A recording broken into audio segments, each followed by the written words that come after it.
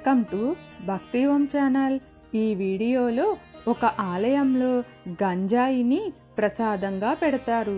ఆ ఆలయం ఎక్కడ ఉందో తెలుసుకుందామా? సాధారణంగా ఆలయానికి వెళ్ళినప్పుడు ప్రసాదంగా లడ్డు, చక్కెర పొంగలి, పులిహార, సీరా వంటి పదార్థాలను ఇస్తుంటారు. అలాగే తీర్థంగా తులసి, కొబ్బరి నీళ్ళని ఇస్తుంటారు. అయితే కొన్ని ఆలయాల్లో వీటికి భిన్నమైన తీర్థ ప్రసాదాలు ఇస్తారు. అలాంటి ఆలయమే కర్ణాటకలో కూడా ఉంది. అయితే భారతదేశం అంతటా గంజాయి అమ్మడం, గంజాయి తినటం నేరంగా పరిగణిస్తారు. కానీ ఆ ఆలయంలో మాత్రం ఏకంగా గంజాయిని ప్రసాదంగా ఇస్తారు. దీన్ని ప్రసాదంగా ఇవ్వటం వల్ల ఆధ్యాత్మిక ప్రశాంతత లభిస్తుందని, భగవంతుడికి దగ్గరగా ఉన్నట్లు భావిస్తారని అక్కడి వారి నమ్ముతారు. ప్రజలు ఈ ప్రసాదాన్ని తీసుకోవటం భగవంతునిపై ఉన్న విశ్వాసానికి ఒక రూపం.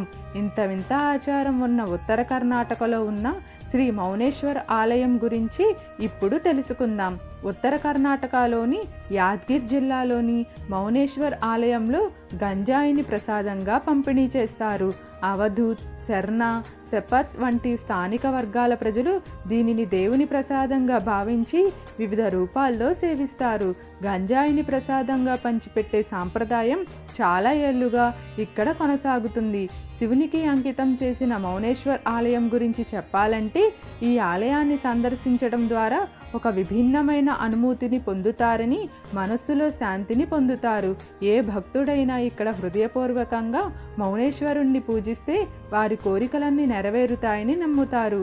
ప్రసాదంలో కలిపిన గంజాయిని సేవించటం వల్ల ఆధ్యాత్మిక ప్రశాంతత లభిస్తుందని, జీవితంలో దిశానిర్దేశం ఉంటుందని భక్తులు నమ్ముతారు. శ్రావణ మాసం మహాశివరాత్రి సందర్భంగా ఇక్కడ భారీగా జనసందోహం కనిపిస్తుంది.